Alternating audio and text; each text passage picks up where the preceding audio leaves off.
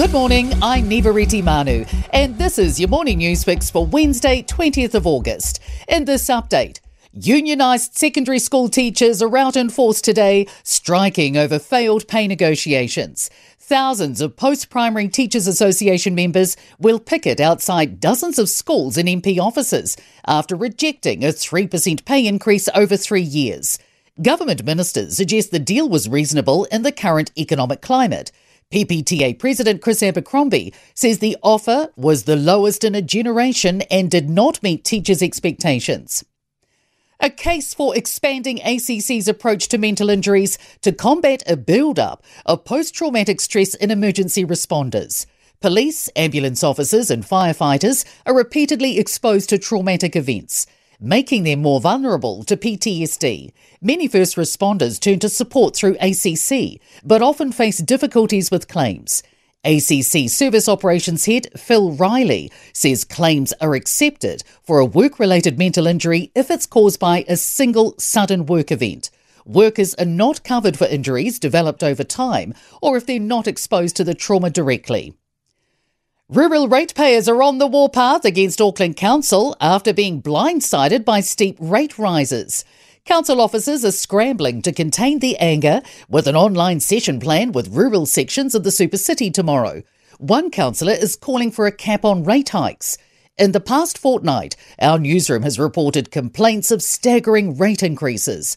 They include a 72% jump on a family home in Orewa, which was rezoned for new housing that cannot be developed for several years. A Rodney Rate Shock Action Facebook page set up 10 days ago has already attracted 850 members. Another cut to the official cash rate may not mean further immediate cuts to interest rates. The Reserve Bank's tipped to cut the OCR again at 2 p.m. Economists expect another 25 basis point cut from 3.25% to 3%. Concerns around how new tweaks for our electricity sector will be rolled out.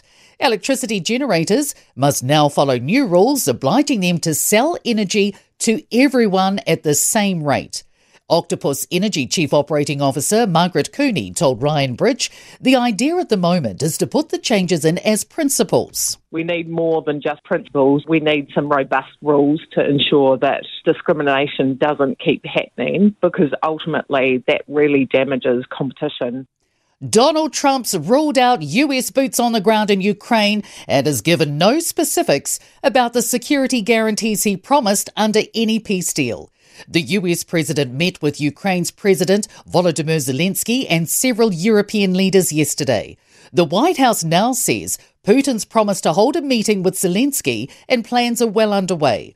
Trump says he hopes Putin will move forward on ending the war in Ukraine, but admits the Kremlin leader may not want to make a deal at all. In sport, the Wellington Phoenix have been ousted 4-0 by Heidelberg United in the quarterfinals of football's Australia Cup. Springboks coach Rassie Erasmus has made 10 changes to his starting 15 for the second Rugby Championship test against Australia in Cape Town on Sunday morning, marking a knee-jerk reaction to a first home defeat to the Wallabies in 14 years. A warning from Pulse Chief Executive Anne Hay that the ANZ Premiership netball talent pool risks dwindling as eligibility exemptions increase. I'm Nivareti Manu, and that's your latest news fix. We'll be back with the next update at midday from the Newstalk ZB newsroom.